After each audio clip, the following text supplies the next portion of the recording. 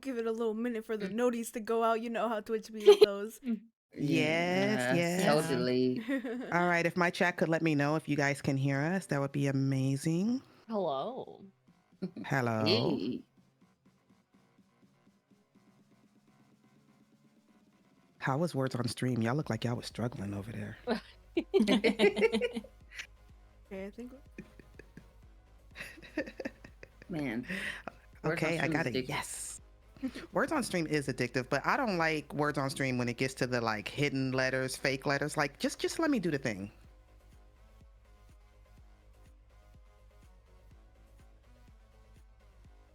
But the fake Yo. letters just add on that extra stress. Yes. It's stressful for I real. don't like the extra stress. All right, I think we are good to get started now. Welcome, everyone. So, this is our panel titled Overcoming Imposter Syndrome as a Woman in Gaming. We have 6 amazing panelists with us here today. Before we get into introductions, I first wanted to talk about the purpose of this event. So, we're teaming up with the Twitch Women's Guild to fundraise in support of BroadcastHER grant with 1,000 Dreams Fund. Oh my gosh, I can't even speak today. Um, It's so only this 100 dreams. grant, more than 100. I just Our kidding. goal is getting 100 dreams funded. There you go. That's what it is. If it would happen today, that would be cool, but we'll see. So it was created for women and femmes in the content creation field, and this award grants up to $1,500 to support creators for funding things like hardware upgrades, equipment, travel, etc. 50% of the money we're fundraising this weekend will go directly back to the Twitch Women's Guild. And this will help us hopefully get our members to TwitchCon, which we were talking about before starting stream. So yeah, now let's get back into introductions. So my name is Kinda Linda. I'm not Kinda Linda, not Kinda Linda. I gotta say that because people always say my name wrong. I am a gaming and tech content creator, and I mainly stream on Twitch. I do create content on other platforms, but not really. And I've been doing this since 2017, so I have a lot of experience here. And we'll go now to Alley Cat. Hello everyone. I am Alley Cat, Gen X, technically Zenio, gamer mom, casual sweat on the sticks, not so variety streamer. I stream a little bit of COD, that's a total lie, a whole lot of Fortnite, and I am the self-proclaimed reboot queen of Fortnite Island, and most recently, according to my community, the monarch of movement. If you know, you know. Alrighty, we'll start Nice. next with Jen. Going in order. I don't know if it's the same order for everyone. Sure. Hi, I'm Jen, or Jen is online. I'm your friendly neighborhood plus size funny girl that's going to try to make you laugh no matter what. I have a high energy, comedy forward, 18 plus space where we engage in difficult conversations as well as experience first time playthroughs of games that are predominantly full of men in their categories, such as Dark Souls with an 87% male dominated player base. And I am really, really excited to be here. So thank you for having me. Thank you for participating. We'll go next with Lexi. Lexi or Lexi Lemonhead online. I'm a variety streamer who also makes lifestyle content. I'm most known for playing Rainbow Six Siege and my Rainbow Six Siege cosplays. Super into cosplays. I've also worked with the 1000 Dreams Fund before. I'm here from their dream team. And I've also worked with Creator U. I'm a Creator U 2023 student. That's Oh, it. okay. It sounded like you still had something else to say. I'm sure we'll have a lot to say throughout this event. So Oh yeah, I'm saving the best for last. let's go. All right, we'll go next with Placed. Okay, I'm misplaced. I'm normally I say part-time casual streamer, but I stream a variety of games because I'm based off of mood and what I'm feeling. Mostly like lately, I think I've been leaning more towards story mode games, but I also will play multiplayer. You'll catch me every blue moon doing Call of Duty every blue moon, but that's probably behind the scenes because I know a lot of people don't care for that for on my side anyway. But you'll catch me also playing a lot of Apex offline. If you follow me, you know you know what I've been playing, either Apex, Call of Duty Zombies, and mostly just chilling. My streams are chill, like pretty laid back. And hey, most people know me. I'm just pretty chill. It is what it is. And I'm the dream team side of it, not the one beginner side of it. Hey, next, Pop No Tarts. Hello. I'm Pop. I've been making content since about 2019, so almost 5 years. I started out as a Twitch mod, and one of my friends was just like, "You should stream. You do all this cool stuff." I'm more well known for speedrunning the Like a Dragon or Yakuza series. So, if you're familiar with that Sega franchise, I kind of been deemed as the queen of that franchise, as one of the speedrunners of that community. Outside of that, I do play a lot of RPGs, platformers, and fighting games. I'm also well known for playing Strive and other Arxis games. I play Tekken 8 and Street Fighter 6 as well, but I'm not really into making content with those games. I just play those because I don't play a lot of multiplayer games like that. So unless it's free or someone gifts it to me, that's the only way you'll get me on that game because I get so immersed in RPGs. Because I am one of the few women that speedrun the Like a Dragon series, I did end up founding with along with another Dream Team member, Just Kalista, the Dragon's Palace, which is a BIPOC, femme, and non-binary space for people that enjoy Sega titles, especially the RGG or Like a Dragon franchise. Awesome. Okay. And last but definitely not least, we got Mayhem. Hi, everybody. My name's Natalie. You can also call me the Mayhem Mermaid or Mermaid. I'm a variety streamer based on the East Coast. I've been here on Twitch for about 3.5 years now. But my focus now is more part-time, and I focus a lot of my efforts on mental health activism. So you can see me popping around with a lot of mental health nonprofit organizations. And I play a lot of cozy games, but we have a little bit of chaos, hence the Mayhem and the Mermaid. So we focus on a lot of puzzle platformers, more story-driven, cinematic type games, because I really like to involve my chat as much as possible with my content. And we have a good time. We like talking about food a lot, so we like talking about food with people. Come on over. We'd love to have you. Awesome. Okay, so we do have a command in my channel for you to be able to see everyone's usernames. If you wanna go give them a follow. Yeah, we have a variety of streamers here with us today, and this talk is going to be talking about something very important, not only for those in gaming, but in general, and it's imposter syndrome. So if you don't know what it is, I'm going to try my best to explain it. I forgot to write down the definition, so ignore me being not prepared. That happens all the time. If you're around here, you definitely know that. But it's basically when you are in a situation where you feel like you don't belong, and even though you have all the qualifications of being in whatever space you're in or position, you still feel like you're just not fit for it. You're not the one that's supposed to be there. You feel like an imposter, hence the name imposter syndrome. And it's something that has been affecting all of us here, which is why we're here today. And we're just going to get right into it. All right, so the first question, we have it. For those who are on my stream, the question is on the bottom right. What's one way imposter syndrome has shaped your career, either now or in the past? And I will give the floor to you all to see who wants to answer first.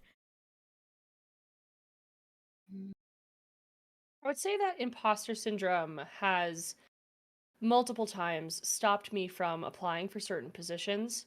It has stopped me from accepting jobs or accepting friendships even, and it has ultimately stifled my ability to grow because the opportunities are there and they're right in front of me and I can take them. They're being offered to me. In fact, sometimes they're being pushed onto me and I fall back, and if I have too much time to think about it, I back out. It's very much like when I'm in the line for a roller coaster, and if I have too much time to think about the actual roller coaster ride, I'm going to get out of line. So I need to get the fast pass everywhere I go. I That's love a that great analogy. analogy. Yeah, that's Yeah. Yeah. Who Yeah. wants to go next? I I would say for me, being a woman in tech, there have been opportunities that presented themselves, and I'm I'm happy with where I am in my career. And also, I feel like I could be a lot further if I didn't allow imposter syndrome to tell me like, no, that's not for you. You know, they'll never, uh, consider you. Don't even waste your time. You know, those saboteuring thoughts that like to creep into our head, which will kind of keep us back from a lot of things. And then what usually ends up happening is studies have shown that men are more likely to one just ask directly for what they want and move from job to job to job. They don't have the same level of like loyalty that women have, this emotional attachment sometimes. And so we kind of approach, generally speaking, with the thought of, oh, I'm so grateful to be here, thank you so much for having me, I owe you. And so Mhm. we'll stay in a position maybe that we've outgrown, instead of actively looking for that next, because we're just so happy and so content to have a position, instead of shifting the mindset of, no, I am here because I earned this spot, and my next spot will be also because I earned that spot and I am qualified for that spot. Mhm. Yeah. That's made me realize something right now that I didn't know that was a thing before for me. So thank you for sharing that. Does anyone else Absolutely. want to add? Yeah. I I also can. relate. Oh, sorry. You can go first. You can go first. Um, so I was actually looking at some of my old notes. That's why my model like moved the way it did. But I my first year of graduate school, I actually went to the seminar that talked about imposter syndrome, and that's where I learned. I still have my notes where there were 5 different types of imposter syndrome. You have what was called the expert, the soloist, the superwoman, the natural genius, and then the one I identify with the most, the perfectionist. Uh, Mm.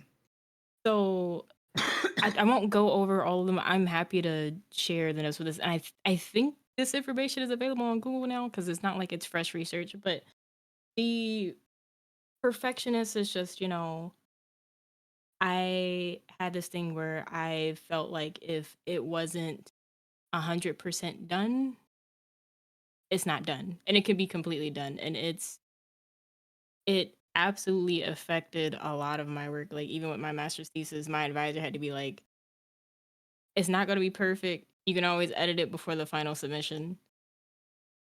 My dissertation, it took me a little while to eventually like send drafts. I would send partial drafts. Like my advisors have been very kind, both my master's thesis and my dissertation advisor.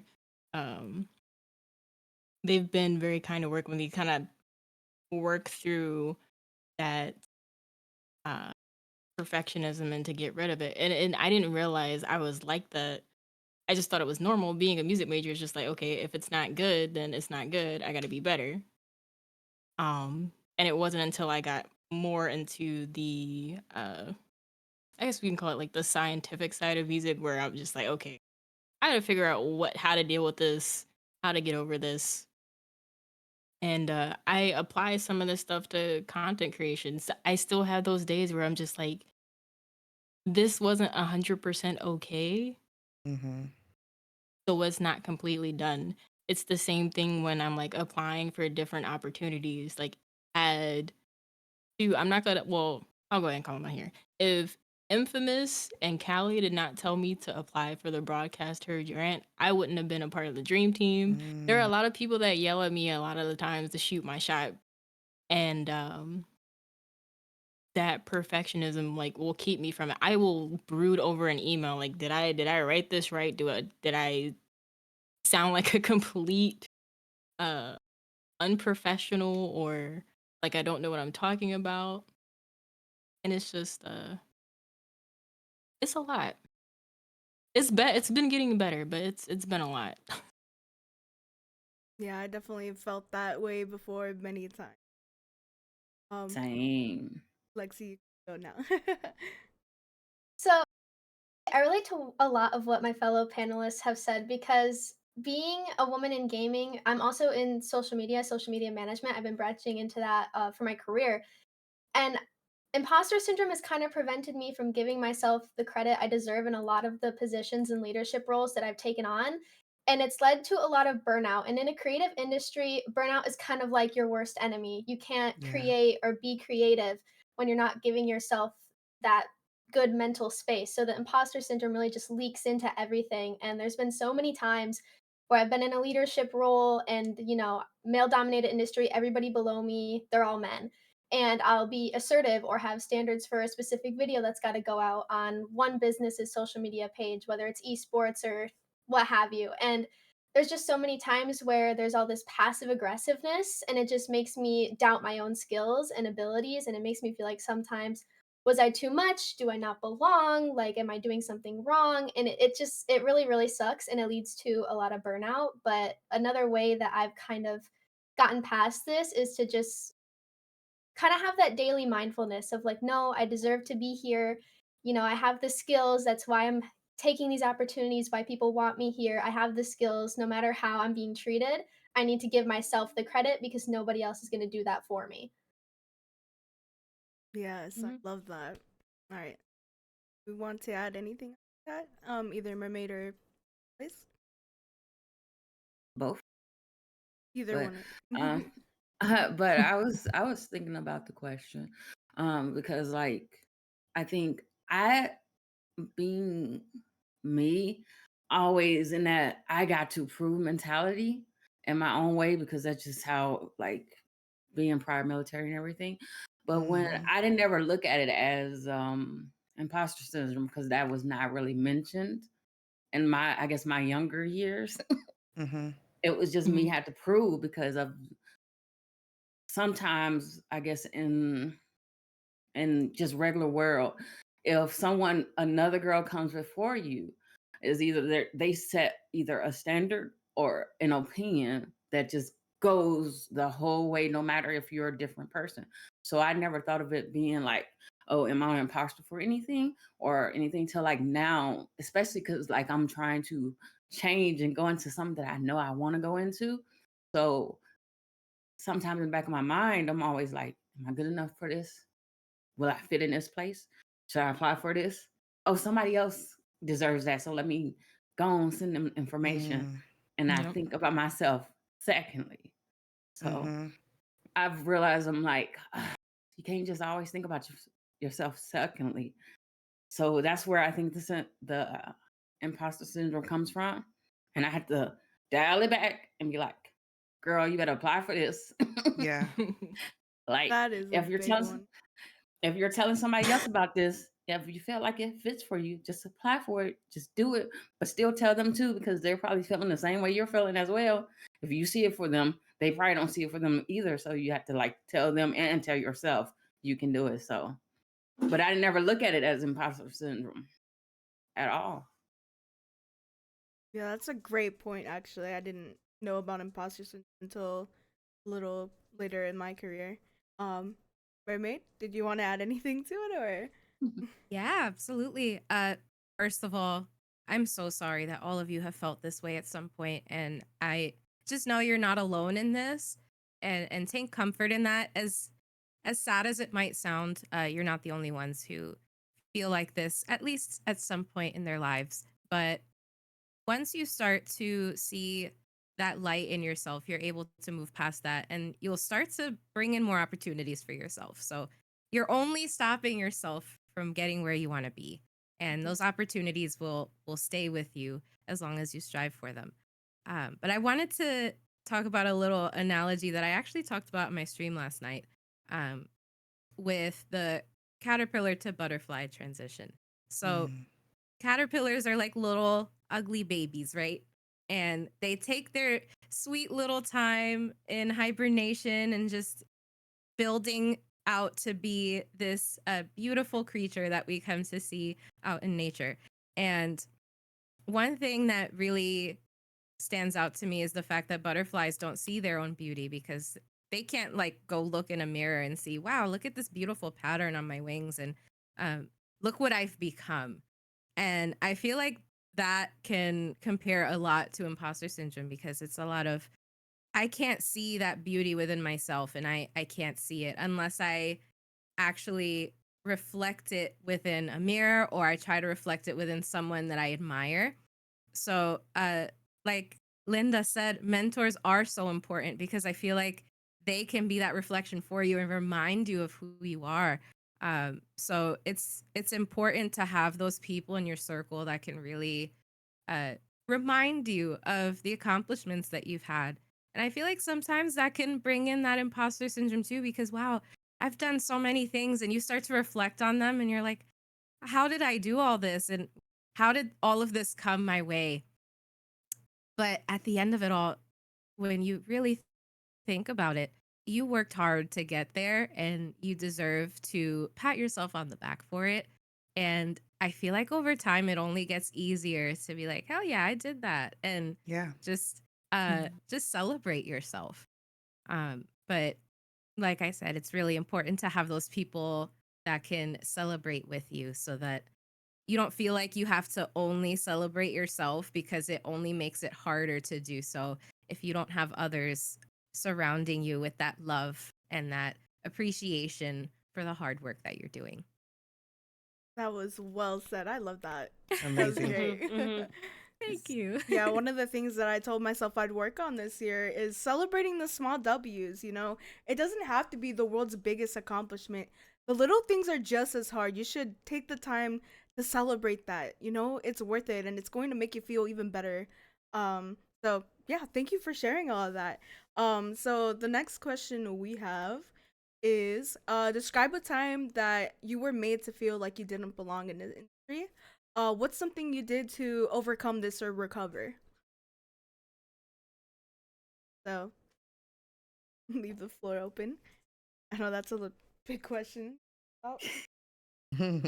Yes, that's a loaded question because I mean, Mhm. let's be honest. Most times I feel like that every day because I'm still like looking outside trying to totally get in. Like, especially for me, because I feel like I'm not a graphic designer. Coding is a foreign language to me. It I've had a couple people try to teach me like little basic stuff, and I'm just like, yeah, this is just too much. Um, in my mind, I like think that sometimes I could be pro, but then sometimes I'm like, ooh, but then it's like when I'm off screen or nobody's looking, then I'm like, I do my best, and I'm just like, where do I fit? So Mm. for me, I'm still like analyzing that, but I realize one thing what I am good with is analyzing. But it's like, where does that really fit without being an esports analyst, but want to make sure other people can get in as long as I can get in too? But how do I figure that out? So, like I still feel like it sometimes, like on the regular. I mean, I'm still fighting to get in, even though it is looking daunting, but it's like, I know there's a way to get in. I'm like, I'm Yeah. probably going to have to like make a whole big wall poster and like see what the problem is, what can I offer to bring it in and how it be fixed. Because half of me sometimes like to be a fixer too, but it's Mhm. like you got to have an answer to it that can work broadly, not just what businessy, I guess. Yeah. Does anyone have anything else? One thing that I've realized recently, I think I shared with you guys in our group DM that I'm in this mentorship program at work that's just getting started. And through that discussion, what I realized was one of the things that I value that I didn't realize I valued was a sense of belonging. And um, I feel like in a lot of spaces, it hasn't been so much made to feel like you don't belong, but either through the actions of others or, our own sabotaging thoughts, I'll keep going back to that saboteur mindset, made to feel like I was just being tolerated. And, nobody likes that. You definitely want to feel like you're appreciated and not just tolerated or put up with. And that can be in a lot of spaces, whether it's in gaming. A lot of us talk about, a lot of gamers here. I was also in the military, so whether it was in the military, whether it was in college, I went to an engineering college where the ratio of male to female was 6 to 1. Um, And so I always found myself in industries where I was the not just the minority, but like sometimes the only in the room. And so it was like, okay, are y'all just like putting up with me because you have to, And so it was just that real sense of belonging. And I didn't know the term imposter syndrome or that was what I was feeling until like recently, like within the past few years. I actually had a name to put with it. It was just always kind of like feeling like I slipped through the cracks. It didn't matter how many people, told me, oh, you're so smart, you're so intelligent. My husband tells me all the time, like, I wish you would see what other people see. And I'm like, you have to say that. You have to say that. We do it to ourselves. And so, definitely trying to, even still, even, being a part of this panel and talking about imposter syndrome and knowing the techniques, we still have to, like, I will be the first to admit, still have to squash those, on a regular basis and, actually implementing techniques so that those voices, don't creep up, because the reality is, and this helped me a lot, is there is always going to be somebody that is better, faster, whatever. I'm not trying to be the best. I'm just trying to be a better version of myself. And so if I can wake up the next day and be a better version of myself, I don't have to be the best. I'm improving. If I can look back and reflect on where I was last year and see improvement quantitatively or quantitatively, then it's been a good year. It's been a good day from day to day, month to month, year to year. So I hope I answered the question. Oh yeah, that was amazing. Yes. Can I caveat on her too? Yeah. You did engineering in school. My first, when I joined the military, I was, well, because I went active from reserve to active quickly. Mhm. I was heavy equipment operator, and there's only every one woman goes through there, and we finally had a lieutenant female, black female, Yes. later on when we deployed, and she was like, I admired her because she did try to learn the equipment, would not recommend, but I respect her because she tried. But when it Yes. came to like, she stood up for like us as a unit, as a squad, for her to be, because she knew she had to prove, and she wanted to run her own business. If she's running her own business, I don't know, because I should have got her contact when I left. But I knew she was like, she stood on it, and man, if I could find her and recommend her to, man, because like she went to school for it, and she was going to school for it and all of that. So I was just like, it is where it's one, like when I came, there was only one female. And Mhm. in my platoon alone, I think by the time it was over, we only had like 3 females overall, and it was male dominant. Okay, you're saying platoon. That's Army language, right? You were Yes, Army? that Okay, means I like was it's Air about Force. Yep. 15, about 15. What? Hold up, about 15 to 18 people.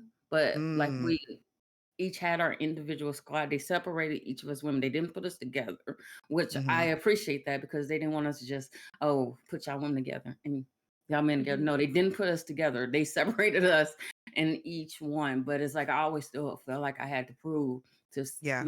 to say that we could do it. And I mean, you can do it as long as you put your mind to it. I mean, the other girl was more athletic, I think, than me as far as running. I don't like running. I was the little engine that could. I always kept in mind, I was the little engine that could, because I kept going. You know how they were like, chicka, chicka, chicka. That was me. But like, I think that's what kept my mind. I'm like, I mean, I could do it. If you can do it, I mean, just give me a chance, but it, I've also learned that it's like, just do it sometimes, because sometimes they're not going to give you a chance, but sometimes you got to tell them, just let me do it. Tell me what you want done, and I'm going Yeah. to get it done. But it's like, I always tell myself, I'm going to prove that I can do it, because a lot of people are already saying that you can't, Mhm. Mhm. you know, and the only thing you can do is like, just quiet and do it. Just do it. And then they be like, yeah, they're going to find something else, but it's like, you're proving the statistic different. But I think that's how I recover through certain things. Like I said, like I agree with you. Um, the, I didn't see it as imposter syndrome when I was young, because they don't put it as that. It's just more like, you just either you do it, you don't, or you still feel odd. I felt Right. odd the whole time I was in my company. I mean, but at the same time, they did see, check on me, and they did tell me, when I did great, or saw me lift a big weapon that was like, I think like 70, 80, like probably 100 pounds. It was the 50 cal, but I Mm. remember the weight. And that's the heaviest thing you can carry. I ain't gonna lie. The next day I was like, I won't do that again. Nope. But I did it because I was just want to show, because I didn't want them to be like, oh, because they every day somebody different would carry it. And I didn't want them to think that we can't carry it. Yes, it's not good for your back, but I was gonna carry it to prove that we can do it, you know? So I carried it, but I for the rest of the time I didn't. Carried everything One else. and done. one and done. I was the one and done. But I mean, I was like, I gotta keep in my mind, I can do it. Just try to do it, because there's ways to do it. You know, there's always a way to solve a problem. It just takes time to figure it out and what works for you. Mm-hmm. Yeah. But would not recommend. Don't carry that. Sorry about that. Y'all keep going. Okay. Anyone want to go next? Yeah, talking about imposter syndrome making you feel like you didn't belong. When I first started my career, I was like fresh out of high school. It was like little 18-year-old me, and I was getting real into esports at the time. And I met somebody at a LAN event for Rainbow Six. And, we started talking about esports organizations, and I wanted to learn all about it. So I learned all about it, and I started up this esports organization with this other individual. And it just ended up being it's kind of a heartbreaking memory for me because it was just all men and me, and I always felt like I was never taken seriously, and any ideas I had were ignored, and then someone else would say the exact same thing just a little, and it was the best idea on earth. It was amazing. But then when I'm stern and strict and I say something, it's just like, mm. So that made me feel like I just wasn't cut out for the industry. I didn't belong in esports. It made me feel so awful. And then I just kind of stopped doing what I loved for such a long time. I had a whole year where I was just like so upset because I was like, I don't know if people want me here. Like every time I try to involve myself in esports, it just feels like nobody wants me to be around, and it really sucked. And to kind of overcome that, I just, you know when you work on something for so long, you have this fear of letting it go because you feel like you failed. But for me, letting go opened up new doors and new opportunities in esports, and now I don't have to look back and have so much anxiety around that time. I can just be like, yep, learned my lesson, moved on. I actually resonate with that pretty heavily. I started like my content creation journey with a group of people. It was a Dungeons and Dragons channel. It was full of 6 people, and that was my content for like a year before I started doing solo stuff. And Jenna's Online was born, things like that. However, it was predominantly a group of men, cis het men, and they were very focused on the ideas that they had, and didn't really have the room for input, even though we were all placing each other on the same level. It wasn't until I started my own channel, and my own channel got more popular than that channel within 2 months after an entire year of working with them, that they were like, oh, maybe Jen knows what she's talking about. But instead of leaving, I did leave eventually, but instead of like leaving and shutting down or not feeling like I was supposed to be there, that experience I feel like was needed for my general growth as a person. Because now if I present an idea and a man comes in and says the same idea, I will literally ask, so how is that different than what I just said? That. And it is great. It's one of the greatest things that I've started doing. And a couple other things like that. But I feel like it's helped me make myself stand out as a leader in a space where I could be depended on, and to make others feel safe if they're coming into a space as well, to show that it's okay to speak your mind and it's okay to stand up for yourself. And if I just bring someone into the space and have that presentation right up front, it'll stick on them. It's not what I'm trying to say, but that's what came to mind. So I need to get better at doing that. I could never. Respectfully, I could never. Oh my gosh. I wish I would have known to do something like that years ago too. No, it feels Look, good I'm to writing challenge that people. down. How was that different from what I just said? Yeah, I'm one of the only like 3 people and 3 Black people in my graduate program. I think I'm actually, if not the first, then the second one that's about to graduate. It's the second oldest musicology program in the country. And so I had to correct people like that all the time. But in terms of like not feeling like I belong. My situation is kind of weird because I came into it not feeling like I belonged because you see I don't use a cam.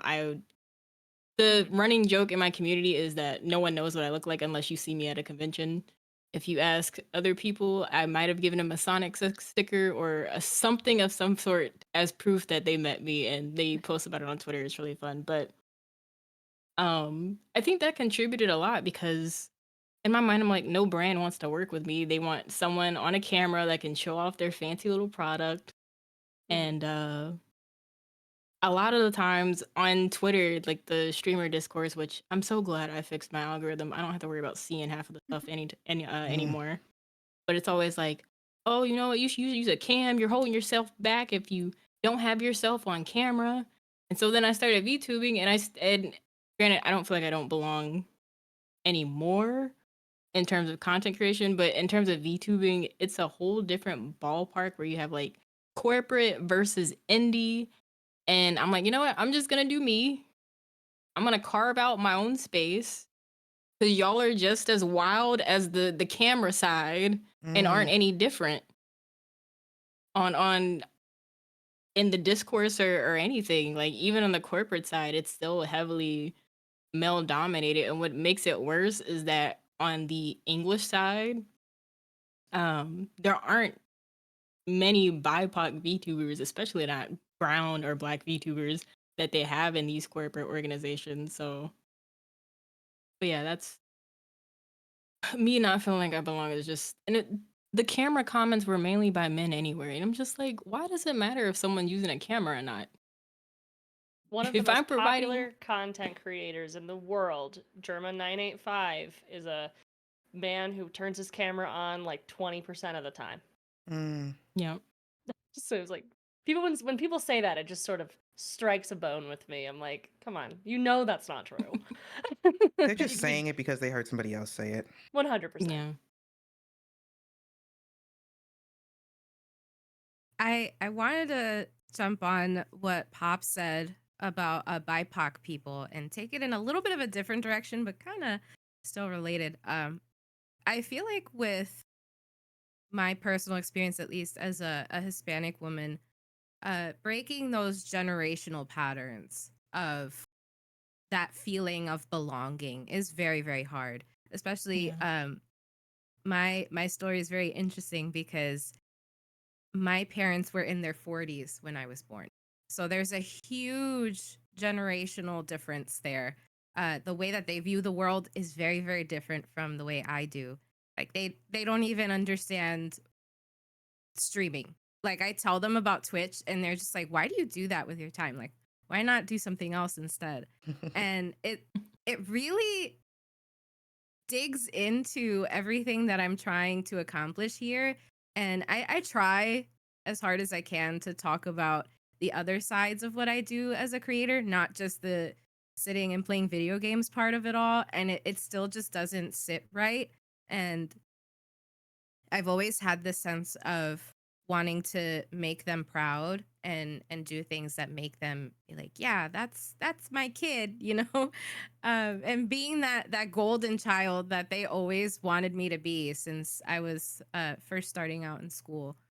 And I feel like as I got older and I started to become more myself and figure out what my likes and dislikes were and doing my own thing rather than catering to them, like getting good grades and all of that like I did when I was younger, that's when that shift started to happen.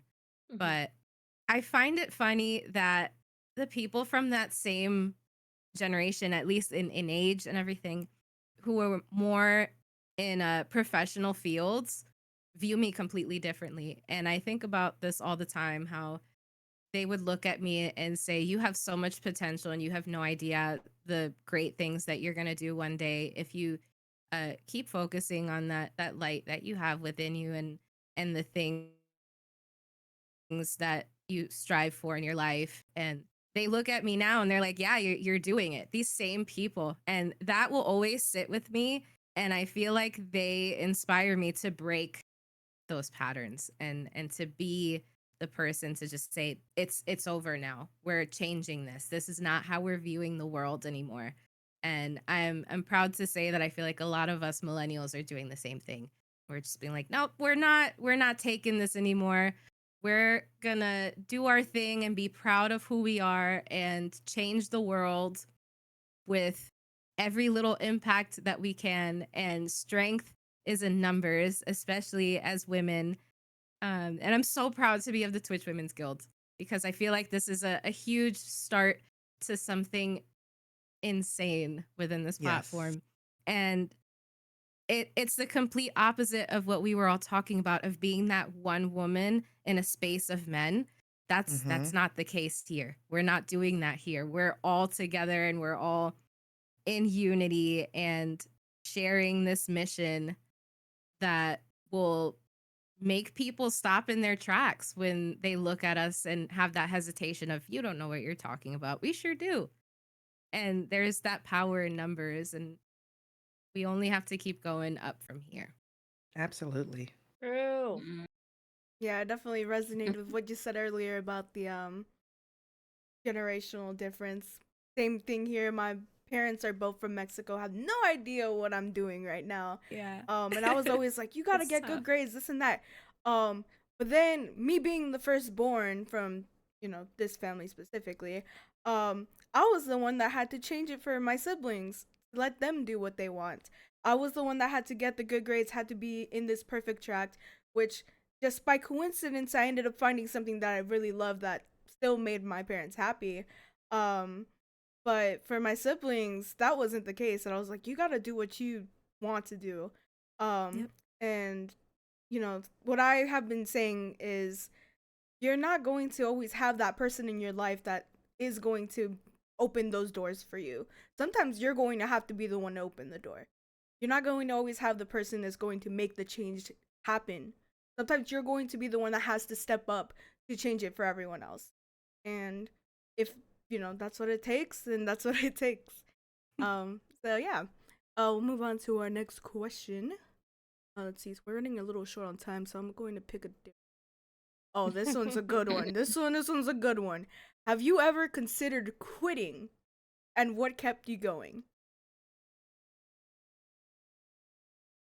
Oh, well, I mean, let me start.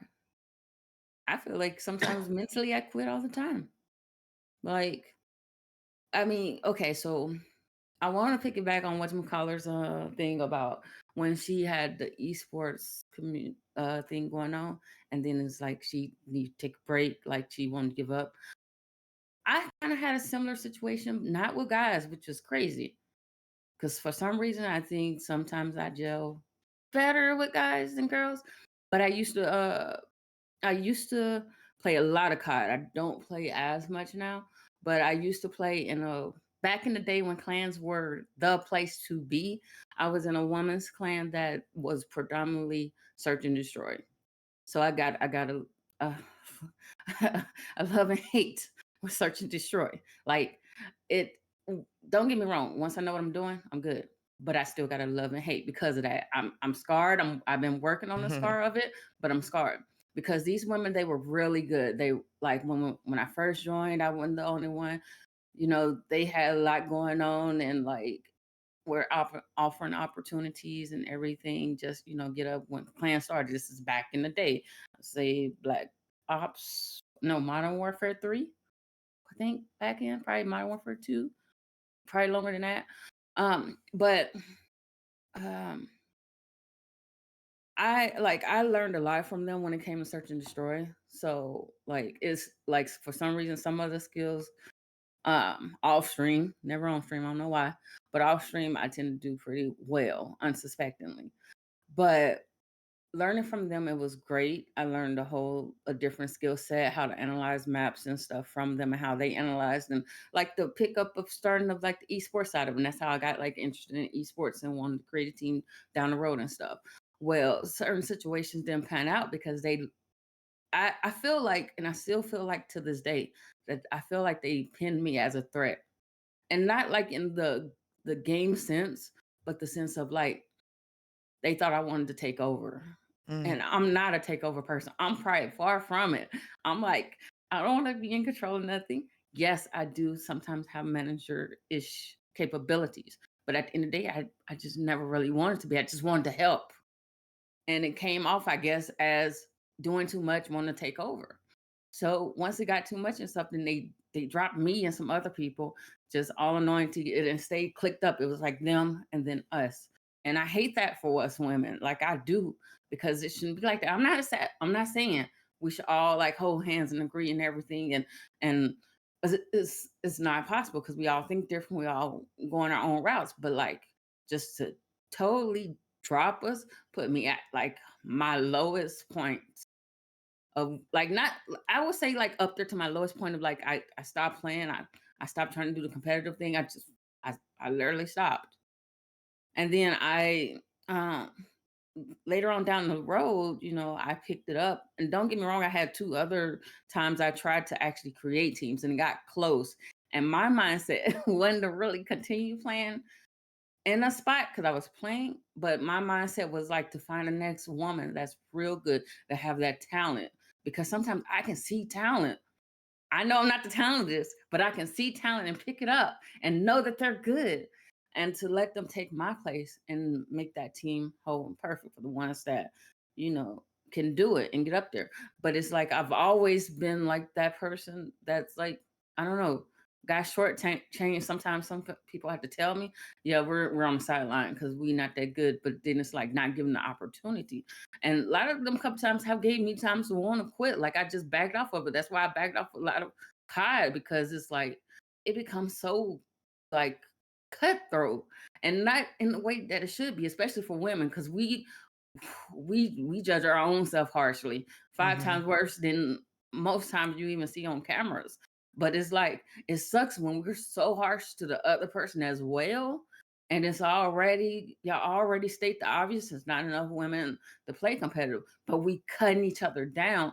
And that's what like pushed me back from it. But it's like if I see people that have talent, I always try to retweet for them because I don't give up on them. But what kept me like going, like, I don't know, it's like competitiveness is like, it's like that candy that you shouldn't have all the time. It draws me more still to it. And one, because I'm older. I was real younger then, but now as I'm older, and I know that yes, I might not be the next pro person, but it's like I want I I want to help to make sure that the upcoming or the ones that still have skills, no matter the age, get the actually opportunity to it.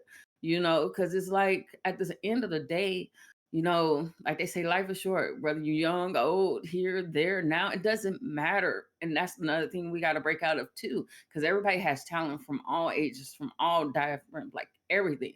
And sometimes we forget that if we want to build something, we have to build it together. So what keeps me going is seeing talent now, seeing future talent, and seeing that like people, like just recently, one person contacted me and was like, hey, you want to play on our COD team? And I was like, I don't know. And I told him, I was like, I got weird times. Is one of the reasons. Linda know my weird times. So it's one of the reasons why I can't stay on it, because I had to find people with weird times like me. But I played with this woman and it was so motivating because surprisingly, she plays with one hand and she was born with like a stub. And she plays COD. She plays way better than me. So stuff like that keeps me motivated because I want to see her do it and her find that perfect fourth and all that, you know, so she can play on land. Because it's like, and like, if I remember right, she's a mom too. So it's like if she's dropping 20, 30s, and 40s, doing all of this, one hand, stuff like that is what keeps me going. I'm like, I saw that and I saw the video. Like I saw the video and I'm just like, Wow. yep. I got to keep going for other people that still have that dream to play on land, to keep going. And I literally was playing with her and she was dropping 20, 30s, and 40s. And I was like, mind you, I ain't touched multiplayer in a bit. Only touched the zombies. So it's like, I mean, like she was very supportive and stuff. And to find random groups like that, that find people that drive, that's really what keeps me going. Like, even if it's in all different directions, it keeps me going.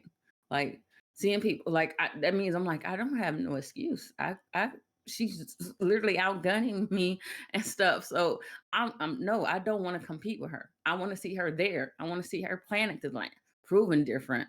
So that's literally what keeps me going. Like seeing that. Yeah, that's touching. Does anyone want to add?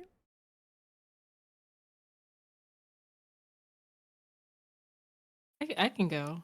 Um, so a lot of people, well, actually, nobody knows this. This year was actually going to be my last year. Because last year was really rough for me. I had experienced a lot of burnout.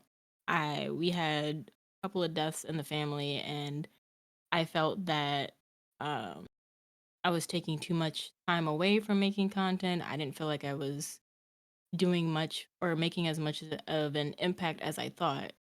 Fast forward to my birthday month, September. Um, People just started randomly telling me how they enjoyed watching my stuff. I had one person, I joined a server, and one person came in. They were like, "Hey, I watch all your TikTok videos," and just hearing different things like that. I'm just like, well, if I stop and I just disappear, people are gonna ask where I am.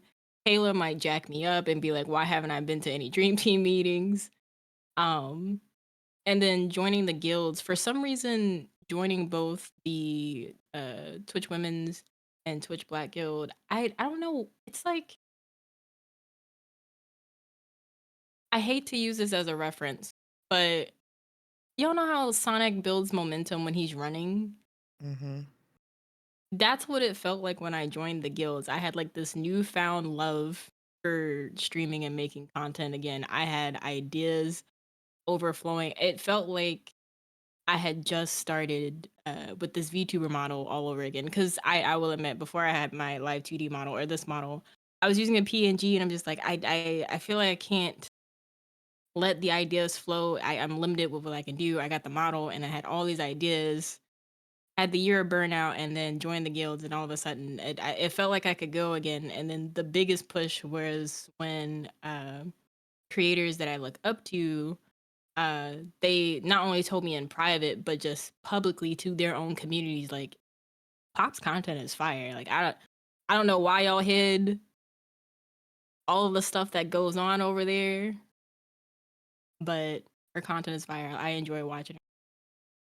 That keeps me going. There's also my mom. She just she enjoys interacting with the people that I meet through making content and interacting with my community. She secretly wants to ask you all for your Animal Crossing recipes. But yeah. That's so cute. Oh my gosh. Love that. Who wants to go next? I'll go. I actually did quit. I stopped streaming for almost a year. And I think Jen is one of the people who, when I first came back, was like, I didn't think you were ever gonna come back again. So I'm glad you're here.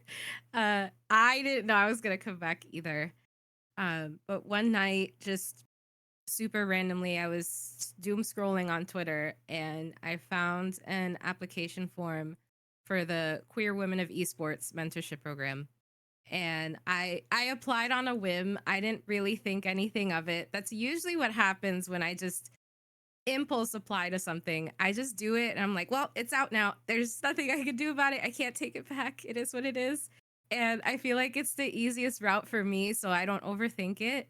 And within 2 weeks, I was accepted. And I'm not going to go through all the details of how the program went per se, because I want to focus more on the aftermath of it.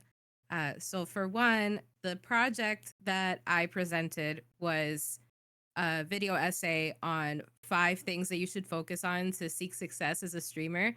One of those 5 things was actually navigating imposter syndrome, funny enough. And they had 3 prizes in line for this program for 3 winners to get a grant based on how well they did with their project. They added a 4th prize and gave it to me. So that in itself was like huge.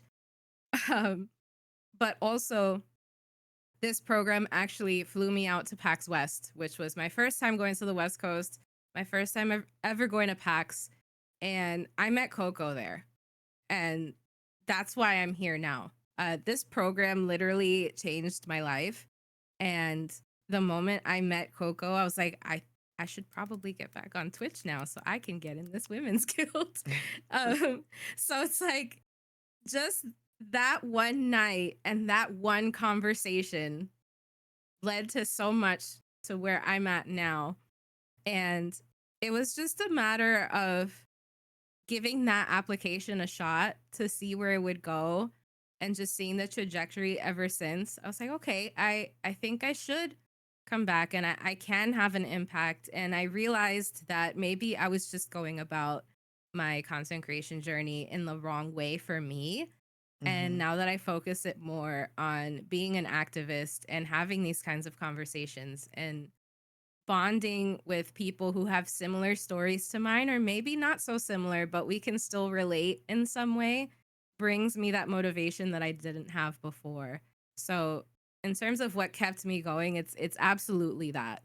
Just finding people who are like-minded, who want to do great for this space and understand what it's like to have been in the place where I was at the time and just willing to make a difference. So, I feel like that's a great way to go about thinking about quitting, but still having that sense of, I definitely want to keep going. Just remember why you started, and that will help you remember why you should keep going. That's exactly what I was gonna say as well. Is I've never actually quit, but I've definitely run on empty for a while and saw it reflected in my numbers. I saw it reflected in my motivation. It started feeling like a job. It started feeling like work. I wasn't having fun. But it wasn't until I started really mantra-ing that why did I start streaming? Because it was fun and I wanted to be silly and I did that and then I started focusing on the wrong things and I just had to like recalibrate essentially. Do something fun, some silly event or that's why I do so many events actually is because it's one of those things that just keeps me passionate. And because that's why I started streaming. I wanted to do things with people to uplift other people and meet people and make friends and so if I'm ever grinding, I'll just host an event. I love It that. snaps me back into place.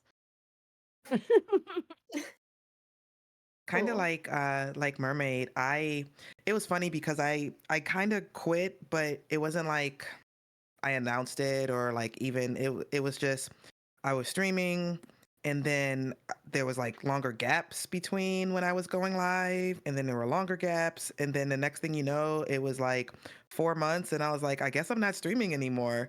And it was funny because I kind of slipped back into it. Like it wasn't like this intentional like start or stop thing. And so when I was like, but I'm all in it now because I told hubby like I wanted all this like streaming stuff for Christmas and I was like anything off this list will do and he like got everything off the list. I'm like you're crazy. So I'm stuck. I'm streaming now. But it was I don't even know if it was really imposter syndrome related, maybe a little bit, but I think for me when I came back and somebody just said like about finding your why, like I talk about that all the time. Like you have to know your why, you have to have like your motivation, and then like when those hard days come, go back to that and it can change. Like don't beat yourself up if your why changes. It's definitely something that should be evaluated constantly and continue to like ask yourself, and that's what's going to get you through the hard days. And like for me, um I kind of gave my goofy intro, but like really what I'm leaning into, and I had to go back to like who am I, like even outside of streaming, and it's always come down to like educating, empowering, and equipping. And if I can do that, then that is fulfilling me. That is fulfilling part of my why. It's about community and being a community gamer, and it goes back to that sense of belonging that I learned about during that self discovery. That is something that is so important to me. And so, like, it warms my heart and brings me to happy tears.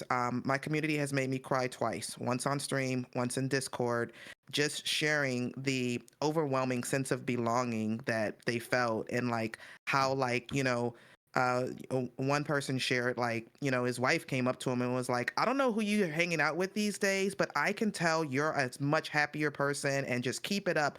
And I was just like, oh. And so, that's a big part of my why, and that's what, keeps me going. I find that sometimes, and this is a little imposter syndrome thing too, is that, I used to be hesitant about putting like my goals out there and like the things I want, because not only imposter syndrome, but fear of failure, right? Because if I say it out loud, now it's tangible. And if I don't meet that thing, then that means that I failed. No, it doesn't mean that I failed. It doesn't mean that I'm a failure. It simply means I didn't meet the goal, reevaluate and try again. And so now I can say things like, I want to be partner one day. I want to, make it to these things. I want to do all of these things, because, it doesn't mean anything if I don't make it within a certain time or whatever like that. And so, when I slid back into to streaming, it was just with a new mindset. And it was really, community focused. I honestly spend more time in my Discord than I do streaming. We're in there gaming like all day, every day. But I only go live maybe 2 to 3 times a week, because the community focus is so super important to me.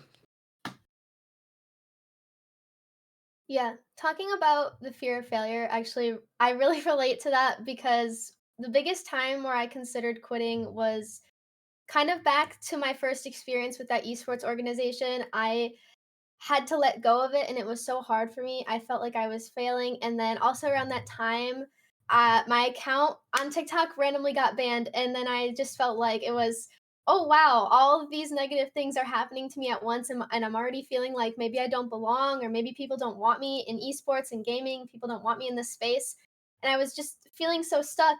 And then what brought me back into it was just like realizing, like, I made another TikTok account because I spent a couple days being sad, and I was like, man, that sucks. I lost all my videos and all my progress. Mm. And then I was like, wait, I really miss making videos. I miss that sense of community. So even though I lost this account, it doesn't matter to me as much because I just love creating. So I just made another account, started over, started again, and that just kind of made me realize like why I was doing it, what I enjoyed. And then through that, I was able to work with the 1000 Dreams Fund. Through that, I was able to get scouted to play esports on a team for my college, which I had never even heard of before, like a local college in my area. Like esports is not a popular thing. A lot of people don't understand it where I'm from. So that was, it gave me a lot of motivation. And then through college, playing esports competitively in college, Creator U, which is a program for college students, and they took me out to TwitchCon, and I met a lot of amazing industry people, a lot of amazing content creators, and that also gave me the motivation to be like, wow, I am doing this because I deserve to be here, and I have all this creativity, I have all these skills, and I want to make my family proud. We talked a little bit about breaking generational cycles and curses, and I came from a rural, low income area. Like, I didn't even think I was going to ever be able to go to college without the scholarship from playing esports. I would have never gone to college. I wouldn't have been able to afford it the way that, I grew up. So, doing that and leading that example for my siblings and making my family proud, that was another big like wow moment for me and pulled me out of that. Yeah. For me, um, I have quit multiple times actually. It wasn't like one or two times. I've done it many times. I have been doing this since 2017, and people didn't really find out about who I was until maybe about 2, 3 years ago. So they're like, "Oh, you must be new to streaming." Nah, I've been doing this for way too long. And there's just before I was in high school. So at that time when I was starting, I was only 16. Um, a lot of the whole thing with streaming and how to grow on that, I was just streaming off of a PS4. I wasn't a big streamer. I didn't have a PC. I didn't have money for anything crazy. I had no idea how to reach out to people because I didn't have a way to do that because I was just gaming on console. Um, and I've ran into so many situations where people are like, you can't make it anywhere with just a PS4. You can't, make it to where you want to be. You'll never be this big streamer, blah, blah, blah. I've had a whole lot of situations with haters coming into chats and stuff like that. My Twitch account actually got suspended for 24 hours once because I got hate rated and I didn't have any mods because Wow. I'm not a big streamer. And I reached out to Twitch and they never took care of it. But that was just, it was a short period of time where I could have actually had conversation there. It was 24 hours. So, it didn't get taken care of back then. But I've had so many situations where I've had people trying to knock me down. And a part of that, or aside of that, I am in the tech industry as well.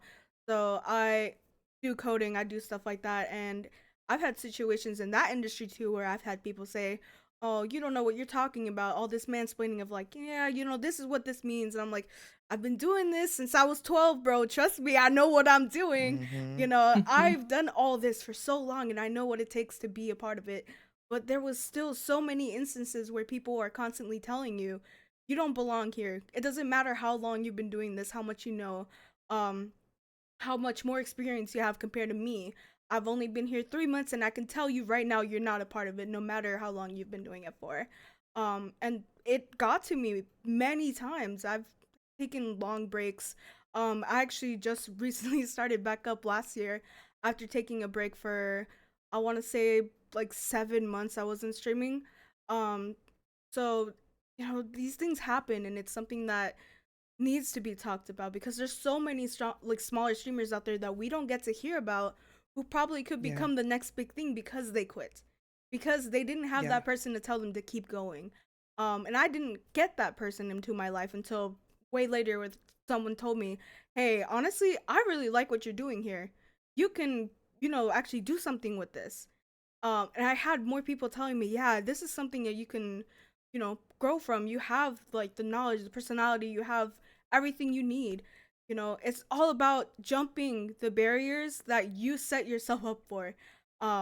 Which is what's hard. You have to be your biggest advocate. You have to be your biggest Yep. cheerleader. Because most of the time, the person who's there for you to be that cheerleader isn't going to be there. You have to learn how to be that person for yourself. Um, and I had a situation where one of my professors was asking us who our hero is. One of the first like assignments we had for that class is talking about who our hero is and if it's like a figure or someone in our lives that we know personally. And I was the only person who answered this, and it was like, I feel really selfish for saying this, but I'm my biggest hero. I'm the one who got myself to the place I am now because I don't have people in my life to tell me, this is what you're supposed to do. I don't have anyone in my family who is pursuing tech the way that I'm trying to pursue it. I don't have anybody in my family whatsoever who are doing things within gaming. I don't have these people in my life to tell me like what steps I need to take to get to where I want to be. I had to find all the opportunities. I had to be the person to take the steps for myself. And I've been telling people that I've come up to, you need to be that hero for yourself. You have to be there for yourself more than anyone else. And it may seem selfish at times, but it's what's required in order to get to where you want to be in life. So, yeah. Um so we are a little over time, but it's okay. It happens. We didn't get to all the questions. Um, I did want to get to a Q&A, but I don't know if you guys want to spend a little longer. I understand you probably have things to do too. Um, so do we have a Good. vote? I'm good. I'm fine. I'm available. Oh, you Oh, guys? I'm good. Okay, so we're going to open the floor up for questions. To anyone who is co-streaming, if your chat has a question and they want to bring it up, just say the question out loud. Since I don't have your streams open, I can't really see the questions. But anyone in chat, if you have a question for any of us here or just as a whole, now is the time to ask. There was a question. Oh, Go really? ahead. Sorry. Okay. Oh, no, I didn't have anything else. Yeah, it actually came up at the very beginning. Callie Star, I'm not sure if you're still here, but the question was about the Creator U program that was talked about during the intro. She was very intrigued by that. So if you could elaborate on that a little bit more. Yes, so Creator U, I was part of their last year's class, 2023, and essentially it's a program for full-time college students. You can apply and It's like a application video, and it's to give you opportunities within esports and gaming. So what I did is I made my application video, and there was a ton of different people they sifted through, and then they picked like 25 finalists, and then they picked the final 8 to 13 to go to TwitchCon. And the whole purpose of the program is to give people who have to balance school and work and juggle family and content creation. It's to give people like us a platform and a place to meet industry people, to maybe get some brand deals, meet talent agents, meet other content creators. And it was really, really insightful. We worked with MSI, we worked with NVIDIA, we worked with Elgato, and we also had panels where people would talk to us about content creation, talk to us about the industry nitty gritty, maybe secrets that, the average content creator might not even know. And it was one of the most amazing experiences of my life. Like, they paid for an Airbnb for us to be at TwitchCon Vegas, and I was there for like 5 days, and it was the longest trip I've ever been on. It was my first time to the West Coast, and it was absolutely amazing. So when applications open up this fall, I would implore any college student to apply. It's like a life-changing experience. It's awesome. Thank you. Thank you for sharing. Yeah. So, don't seem to have any questions, but I'm going to scroll up a bit. I haven't been reading chat, which is a little weird because I'm usually always looking at it. It doesn't appear. Anyone have any questions? I'll wait a bit, and if not, then we'll call it there. Cool. Yep.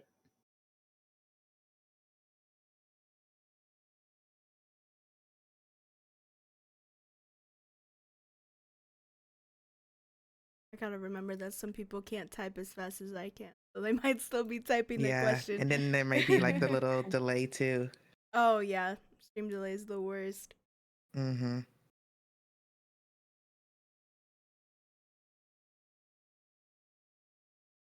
While we're waiting, can I share a little trick that I learned for dealing with imposter syndrome?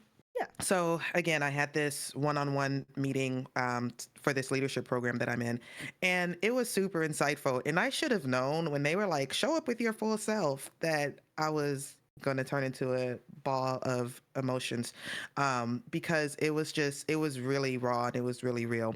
And we did this exercise where we talked about like our strengths and things that we enjoy about like the current position and where we're in, and like things that are challenging for us.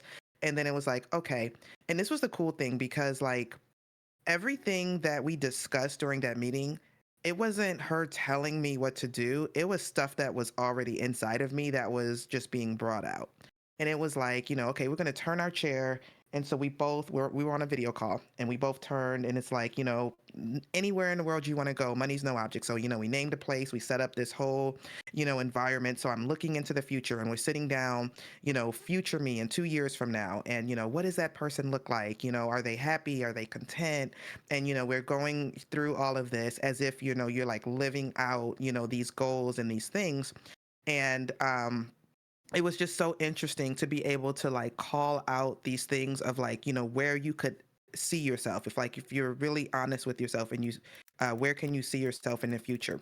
And then the exercise, my homework if you will, was affirmations. Now again, I'm an engineer, you got to make it make sense. I think affirmations are great, and if I'm being honest, I never understood the science behind it, which is why I never did them, because I'm like, that's nice. And it feels a little weird to stand in front of a mirror or whatever and like, say these things. She explained it to me because, again, she knew she was dealing with an engineer, and I probably wouldn't have done it otherwise, about the way your brain creates these neural pathways, right? Like our brain is a bunch of synapses that are firing off, right? You got paths between A and B. And if you draw like a line in the sand, it kind of makes this imprint, right? That's your affirmation. And then you keep drawing that same line every day, it gets a little bit deeper. And so now if you're trying to pour the water down, instead of maybe some of the water overflowing, right? That's your thought process. It's actually getting like from point A to point B, because you've continued to create that same path day after day after day. And so affirmations, I would highly recommend them. We have to remind ourselves that, like somebody said, be your biggest hype woman, remind ourselves of these things because the sabotaging thoughts are going to continue to come. The challenges are going to continue to come. There's going to be rough days. There's going to be naysayers. There's going to be haters. There's going to be those that are trying to tear us down.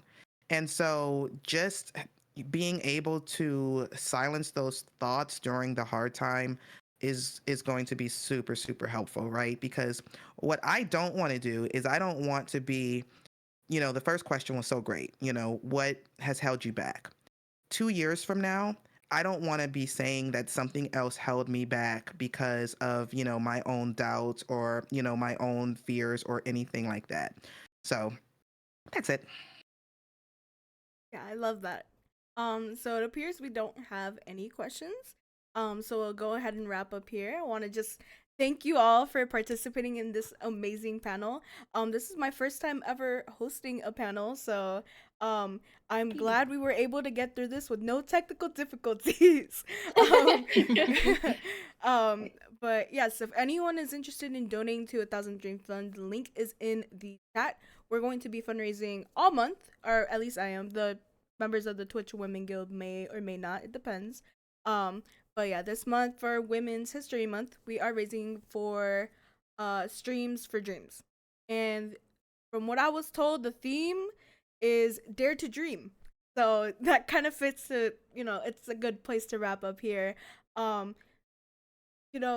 You have to be the person to chase what you want. And imposter syndrome is going to be there a lot, and it happens, but you have to still overcome it. You have to be the one that says, no, I'm not going to let these thoughts tell me I can't do it. And I hope that all of the experiences that were shared today helps change someone's life out here, helps someone chase their dreams. And yeah, if anyone else has anything to say, now's the time. This was my first panel, honestly. Never been on a panel, so I appreciate it. Yes, you guys are very inspiring. It was great hearing you guys share your stories. Yeah, everyone did great. I loved it. This was amazing. This motivated me to do something like this again in the future. So if y'all are interested, I'll reach out to y'all. If anyone else in chat wants to reach out to participate or do something with me, or maybe someone else in the call is also interested in participating, you can go ahead and just reach out to me on like Twitter or something. And yeah, go ahead and end it here. I don't know, the whole like outro thing is a little hard. I don't do outros. I'm gonna be honest. I don't do outros, so I'm trying my best to figure out how to do this. You just be like, okay, bye. Okay, bye. All right.